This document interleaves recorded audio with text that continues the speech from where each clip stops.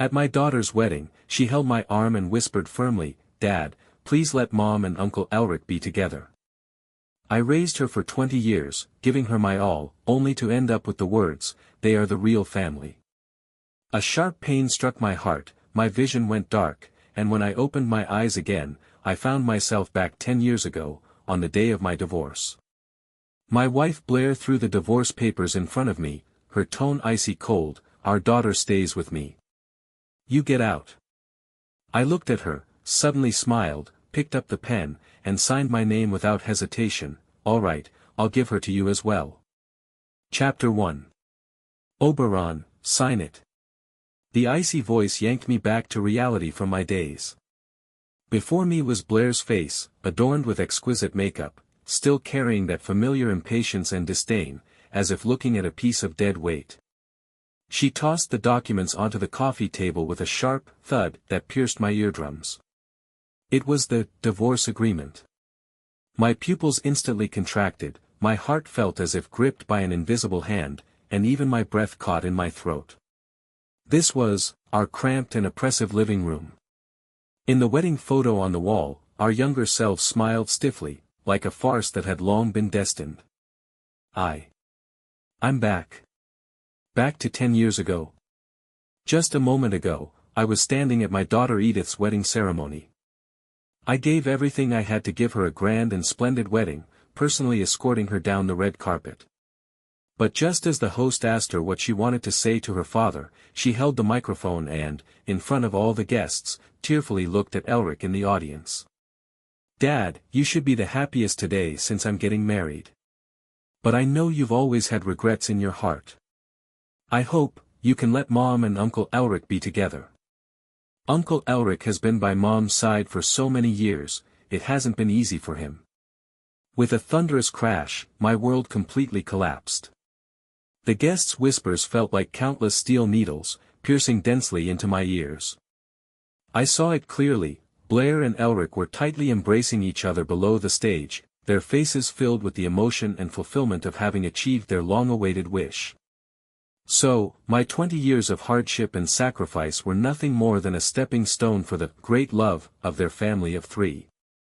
And the daughter I cherished as a treasure had long ago recognized someone else as her father. The sharp pain in my chest made my vision go dark. When I opened my eyes again, I had somehow returned to this very day.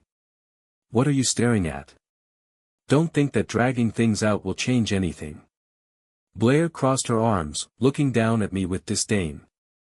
"Oberon, I've had enough of you. You earn a meager fixed salary every month, you can't even afford decent clothes for me and Edith.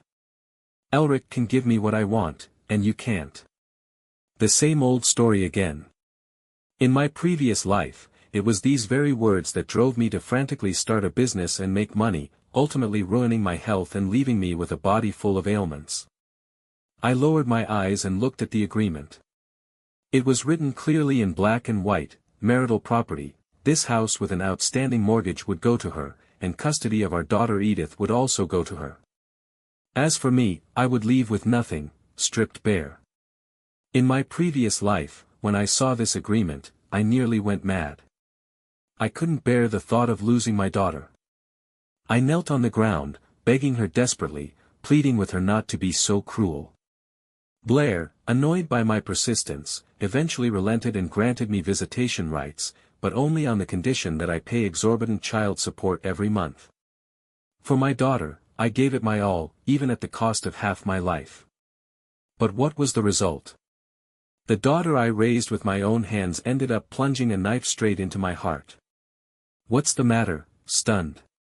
Blair's tone grew even more cutting as she saw me hesitate. "Oberon, stop playing dead. You've wasted 10 years of my life, do you want to waste my entire lifetime?" I slowly raised my head, my gaze calm as I looked at her. There was no anger, no resentment, only a chilling, lifeless stillness. I picked up the pen and, with 2 swift strokes, signed my name at the end of the agreement, Oberon. The handwriting was clean and decisive, without a hint of hesitation. The mockery on Blair's face instantly froze. She clearly hadn't expected me to agree so readily. You. She opened her mouth, wanting to say something, but I cut her off. I pushed the signed agreement in front of her and stood up. The house is yours, and our daughter is yours too. My tone was as calm as if I were discussing a trivial matter that had nothing to do with me. I wish you and Elric a lifetime of happiness. With that, I turned and walked toward the door. In this house, there were hardly any belongings that truly belonged to me. An old phone and a thin wallet, that was all I had. Stop. Blair's voice came from behind, filled with shock and anger. Oberon, what do you mean? You don't want Edith anymore. Here it comes, her specialty, emotional blackmail. I stopped in my tracks but didn't turn around. Blair, the agreement was your idea, and you forced me to sign it. Now you want to play the role of the caring, devoted mother. My voice wasn't loud, but it struck her like a slap across the face. I just never thought you could be so heartless. Edith is your own flesh and blood. She raised her voice, trying to claim the moral high ground with blood ties. I finally couldn't hold back and let out a light laugh, the sound filled with sorrow and mockery. Yes, my own flesh and blood. So much so that I worked myself to the bone to earn money for her tuition, and she used it to buy a designer belt for Elric. So much so that when I was sick and hospitalized, she never once came to visit, yet she went abroad on vacation with you and Elric. Your own daughter, at her own wedding, begged me in person to let your family of 3 be together. With every word I spoke, Blair's face grew paler. By the end, all color had drained from her face, her lips trembling, unable to utter a single word. I pulled open the door. The sunlight outside was a bit harsh, yet it illuminated my heart with clarity. So, Blair, I left her with one final sentence: how could I dare to compete with you for such a wonderful daughter? I'm giving her to you, along with everything from these past 10 years. Bang! The door slammed shut, cutting off her shocked, speechless face. I stood in the hallway and let out a long, heavy sigh. The boulder that had weighed me down for a lifetime seemed, finally shattered. Chapter 2. Leaving the rundown neighborhood, I pulled out my phone. There were only 3,000 yuan left in my account, my salary for this month. In my previous life, this money would have been handed over to Blair in an instant, labeled as so-called household expenses. Leaving with nothing but the clothes on my back was fine. I felt light and free. I found a cheap hotel to stay in first, then opened my phone to check the date, 10 years ago. This moment in time held too many opportunities. In my previous life, I gave up my expertise in computer science for the sake of my family, settled for a stable 9-to-5 job, slowly wore down all my edges, and became the person I hated the most. Meanwhile, some of my college classmates became technical directors at major internet companies, while others seized opportunities to start successful businesses, amassing fortunes worth billions. Now, it's not too late. I opened my computer and logged into a long-unused coding forum.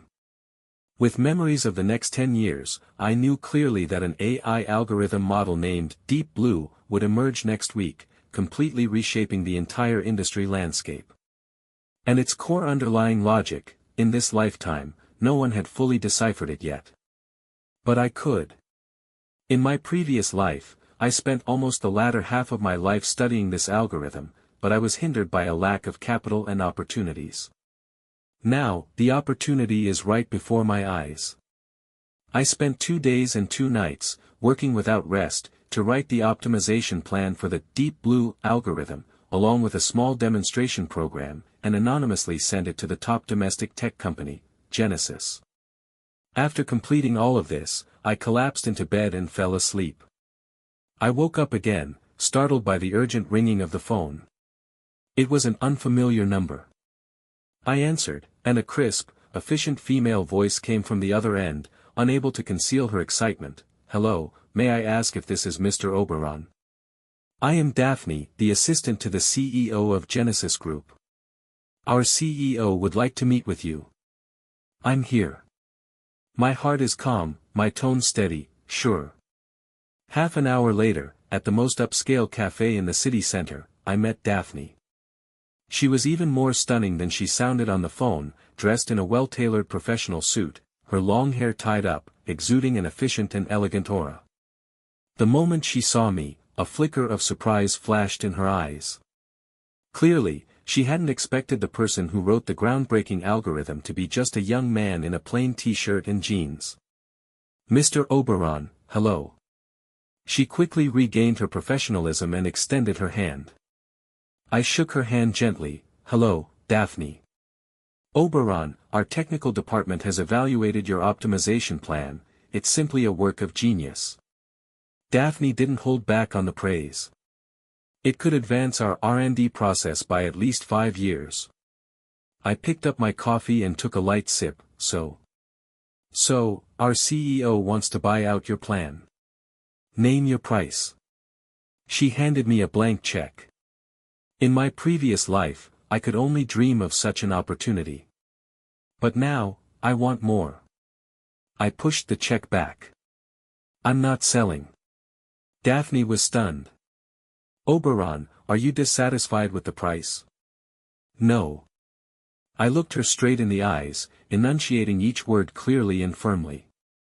"What I want isn't money.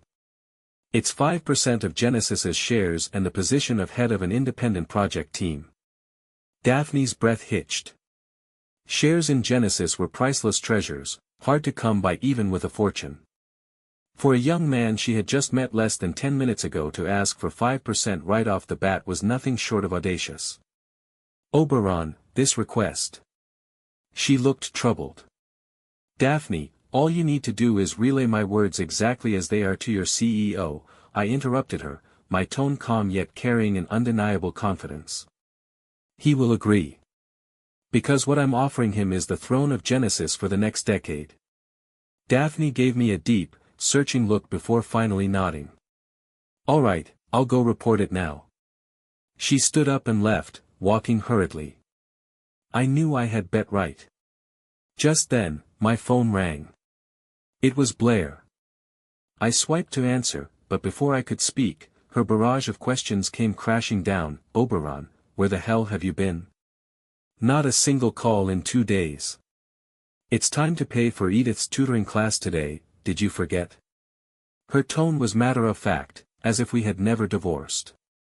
Chapter 3. I took the phone away from my ear, waited for her to finish yelling, and then slowly put it back. "We're already divorced." There was a moment of silence on the other end of the line, followed by an even sharper voice. "Divorced? Does that mean you're not Edith's father anymore? With your measly salary, who else are you going to spend it on if not her? 3,000 yuan, transfer it now." 3,000 yuan. In her eyes, I'll always be worth just that much. I chuckled softly. "Money? I don't have any. And I never will." "What do you mean?" "It means that since the daughter is under your custody, the expenses should naturally be covered by you. Didn't you find Elric? He's so capable, a mere $3,000 for tutoring shouldn't be a big deal, right?" "Oberon. You bastard." Blair shouted angrily, "Don't you regret it?" "My biggest regret is not divorcing you 10 years earlier." After saying that, I hung up the phone directly and promptly added her number to the blacklist. The world instantly became quiet. Not long after, another call came in. It was Edith. Looking at the name Edith flashing on the screen, my eyes turned icy cold. In my previous life, the owner of this number was my entire world. Now, she was just a stranger. I answered the call. "Dad." Edith's voice came through, choked with tears. "Are you abandoning me? Why haven't you paid my tuition? The teacher keeps asking me, and all my classmates are watching. It's so embarrassing. She knows exactly how to exploit my weaknesses." In my past life, hearing her cry would have shattered my heart. But now, I just find it noisy. "I don't have the money," I repeated. "How is that possible? Didn't you just get paid?" Edith's crying paused, and her tone instantly turned indignant. "Dad, I don't care, I want that money. If you don't give it to me, I'll—" "Then go find your mother, or go to your Uncle Elric," I coldly interrupted her. "From now on, don't come to me for money. You." Edith seemed choked by my indifference, and after a long pause, she screamed, "Are you even my father? How could you treat me like this? I hate you. Whatever." I hung up the phone and blocked this number as well. Hate me? In my past life, when you pushed me into the abyss with your own hands, did you ever think about how I felt? After doing all this, I felt completely clear, as if I had shed 1,000-pound burden. Daphne soon returned, her face showing a mix of complex emotions and admiration. "Mr. Oberon, our CEO has agreed." She handed over the drafted contract, 5% equity, and the position of head of the Deep Blue project team. "Welcome to Genesis." I took the contract, quickly scanned it, and signed my name after confirming everything was correct. From a divorced man with nothing to my name, to a Genesis shareholder and project leader. It took me only 3 days. And this was just the beginning. Chapter 4. After joining Genesis, I threw myself wholeheartedly into the Deep Blue project. With a decade-ahead technical vision, I led the team to break through one technical challenge after another, advancing with unstoppable momentum. As the CEO's assistant, Daphne was also responsible for liaising with me, and we met more and more frequently. She was an exceptionally intelligent woman with outstanding work capabilities, and we collaborated with seamless synergy. "Oberon, here is the budget report for the next quarter. Take a look." She handed over the document, carrying a faint, pleasant scent of perfume. "Thanks for your hard work." I took the file, my gaze falling on her slightly weary face. "You've been working a lot of overtime lately, haven't you?" "It's not too bad. Compared to a workaholic like you, I'd say I have it easy." Daphne smiled, then turned serious. "But honestly, you're the most talented and hard-working person I've ever met." Her eyes held undisguised admiration. Admiration? It had been a long time since anyone had looked at me that way. In Blair's eyes, I would always be the useless, dead-end wage earner. I smiled and said, "Can't help it, I'm just too afraid of being poor." This wasn't a lie. The fear of being controlled by money in my past life had long been etched into my bones. Daphne was amused by my honesty, her eyes sparkling as she said, "Well, you're not poor now. Oberon, when are you going to check out the villa and car the company arranged for you?" "Let's talk about it later, the project comes first." We exchanged a smile, and a subtle yet warm atmosphere slowly filled the air. On the other side, Blair and Edith were not having an easy time. Without my monthly alimony, Blair's salary had to cover the mortgage and Edith's high expenses, and they soon found themselves struggling to make ends meet. She went to Elric for help. At first, Elric was willing to give her money, but after multiple requests, he began making excuses to avoid her. Elric was just a manager at a small company. He liked Blair, but it was more about enjoying the feeling of being a savior. When it came to emptying his pockets to support another man's wife and child, he was quicker to run away than anyone else.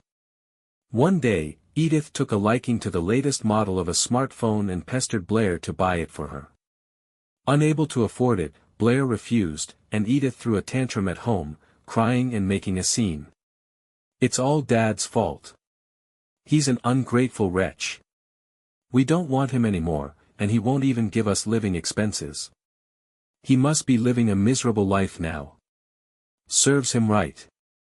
Listening to her daughter's tearful curses, Blair felt extremely agitated. She took out her phone, wanting to check Oberon's social media updates, hoping to confirm whether he was truly as destitute and regretful as her daughter claimed. But after scrolling through her contacts, she finally remembered that she had long been blocked. Chapter 5. Unwilling to give up, Blair used Edith's phone to find my social media account. My account is very simple, with almost no activity.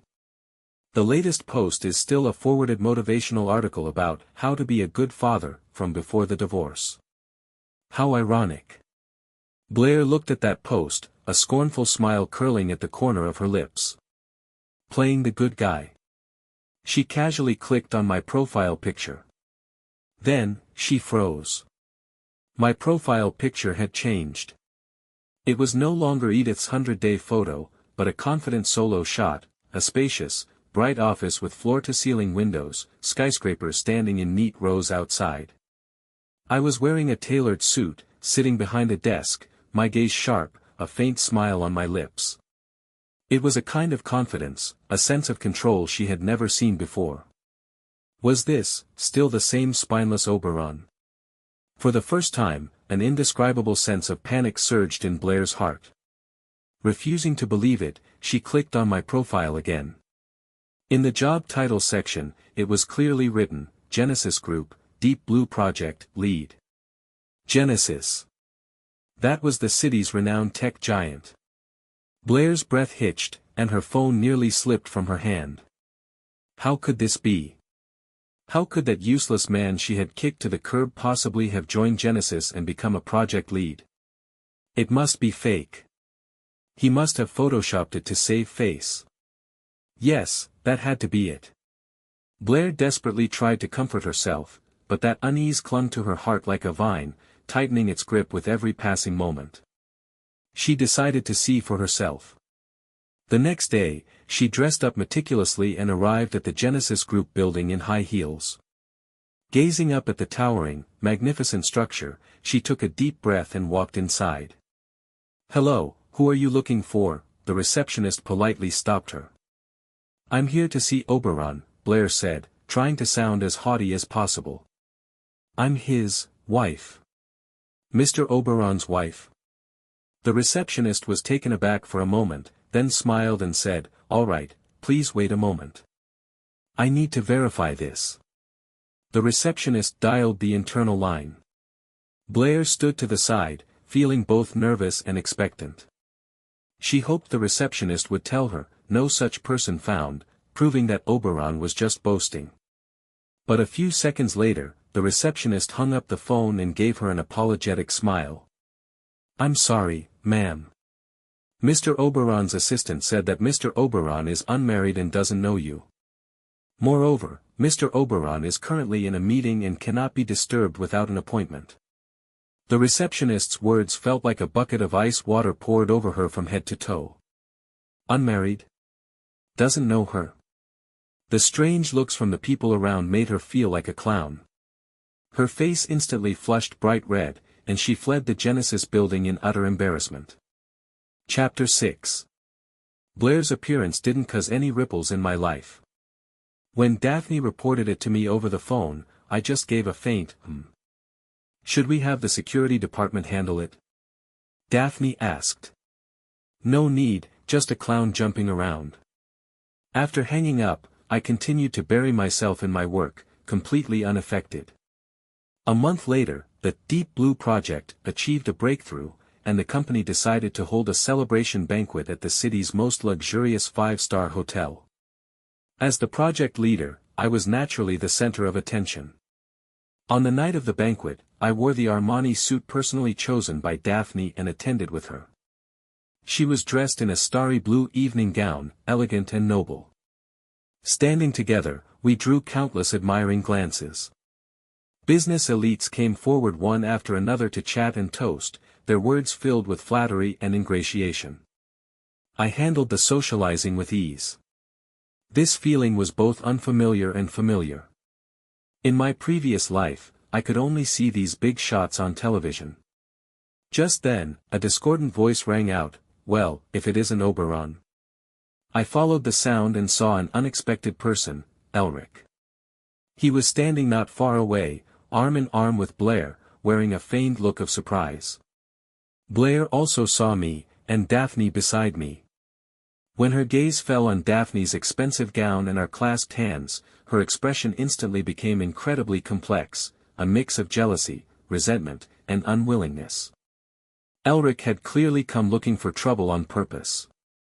His small company barely qualified to attend the banquet, likely just to show off in front of me.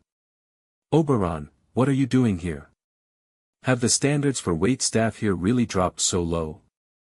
Elric said sarcastically, while his friends around him burst into laughter. Blair didn't laugh, she just stared at me intently, as if trying to detect a hint of embarrassment on my face. But she was disappointed. I didn't even raise an eyebrow, merely looking at Elric as if he were a fool. Mr. Elric, Daphne stepped forward first, her voice cool and clear. This is Mr. Oberon from Genesis, our most important partner. Please watch your words. Daphne's presence was commanding, and Elric's arrogance instantly deflated. Genesis, he stammered. The people around were also whispering, is he the Oberon who single-handedly made Genesis AI technology lead the world? Oh my God, so young. The AC Group's young lady is personally accompanying him. It seems the rumors are true. The AC Group's young lady? I looked at Daphne, and she playfully winked at me. So she had this identity too. Elric and Blair's faces had turned into a palette of colors. Especially Blair, who watched me being surrounded by admirers and saw the radiant Daphne by my side, her body trembling uncontrollably. She finally realized what she had lost. It wasn't a useless stone. It was a peerless diamond hidden beneath the dust. Chapter 7. After the celebration banquet, my name spread throughout the entire circle. Young, wealthy, a technical genius. Countless people wanted to curry favor with me, and countless opportunities were thrown my way. My life had undergone a dramatic transformation. I moved into the riverside villa provided by the company and started driving a Rolls-Royce Cullinan. Meanwhile, Blair and Elric became the laughingstock of the circle. I heard that after that day, Elric went back and scolded Blair, blaming her for being blind and offending someone she shouldn't have. Their relationship took a sharp turn for the worse. Not long after, Edith got into trouble again. At school, she tried to show off by claiming that Elric was the CEO of a listed company, but she was exposed on the spot. In the heat of the moment, she pushed the other person, causing a fracture in their arm. The other party's parents refused to let it go and demanded compensation of 200,000 yuan, threatening to call the police and leave a criminal record for Edith if they didn't pay. Blair and Elric simply couldn't come up with that amount of money. With no other options left, Blair came to my villa. That day, I was drinking tea in the courtyard when she suddenly knelt before me with a thud, crying her heart out, "Oberon, I beg you, save Edith. She can't have a criminal record, or her life will be ruined. She's your daughter too. You can't just abandon her." I watched her quietly. The woman before me was haggard and worn, long gone were the refinement and arrogance she once had. "Now you know she's my daughter. Where were you all this time? Whether she's ruined or not, what does it have to do with me?" I picked up my teacup and gently blew away the steam. The divorce agreement was very clear, her custody belongs to you. "Oberon, how can you be so heartless?" Blair stared at me in disbelief. "Heartless?" I laughed, the sound filled with sorrow. "No matter how heartless I am, I can't compare to you and your daughter. One of you indulged in romance with another man while I was fighting for my life, the other pushed me away with her own hands when I was down and out. Blair, you chose this path yourselves." I stood up, looking down at her from above. 200,000 means nothing to me. But I won't give you a single cent. Let her go find her Uncle Chen. Isn't he your hero? With that, I didn't spare her another glance and turned to walk into the villa. Behind me, Blair's desperate cries echoed. Chapter 8. The matter with Edith was ultimately resolved. Blair sold the house I left her to scrape together enough compensation. On the day she moved out, she had a huge fight with Elric and broke up with him for good. Without a house or any support, Blair had no choice but to rent a dark, damp basement apartment with Edith.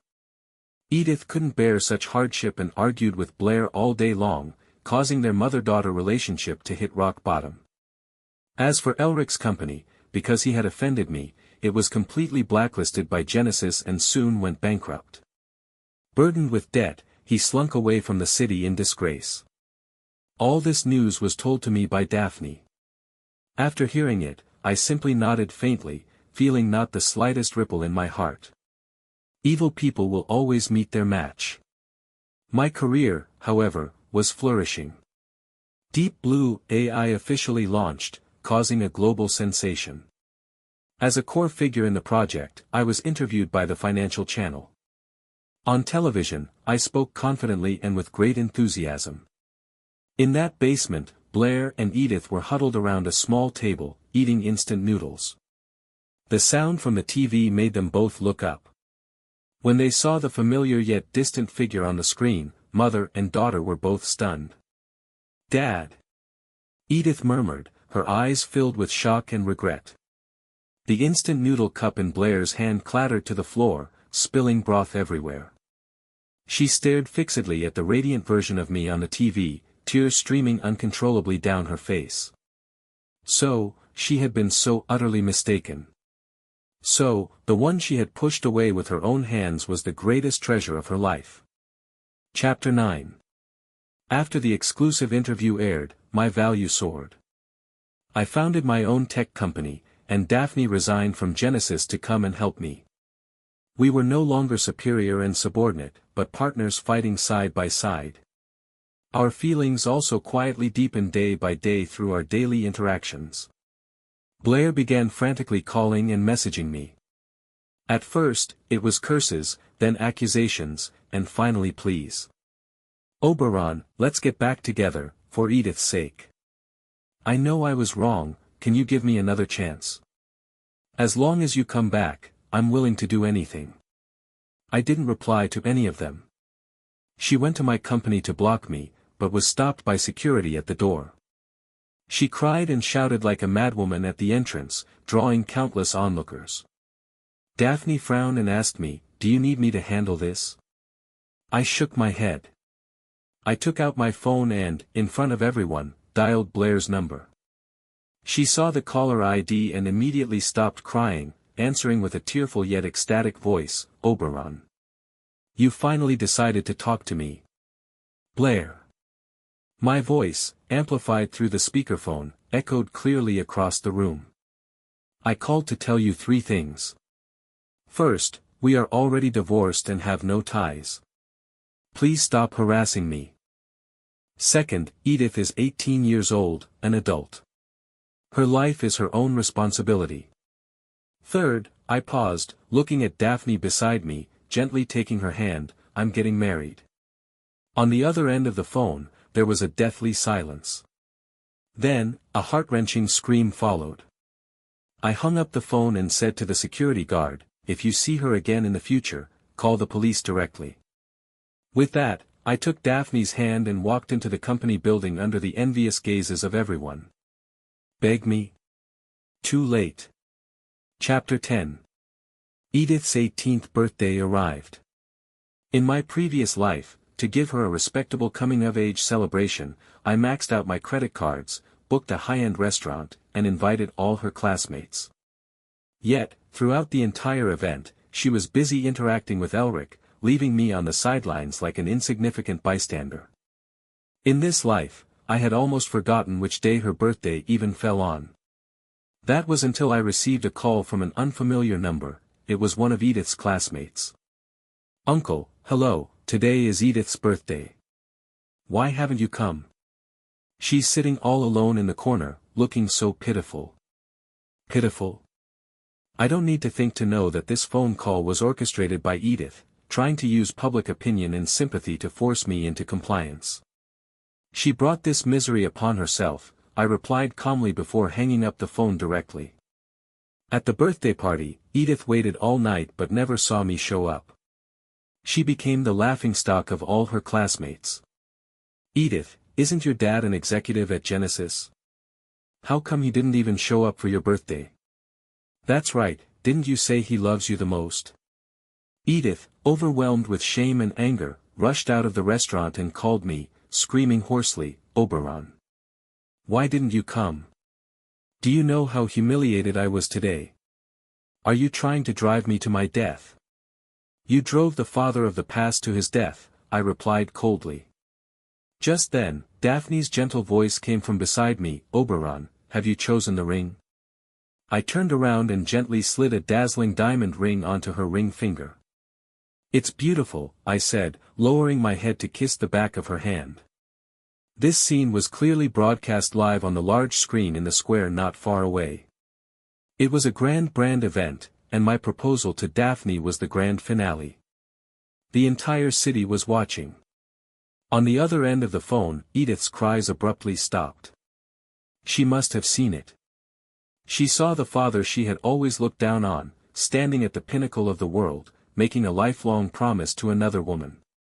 Seeing that world that should have been hers, the one where she was the center of attention, now so far out of reach. The call was hung up.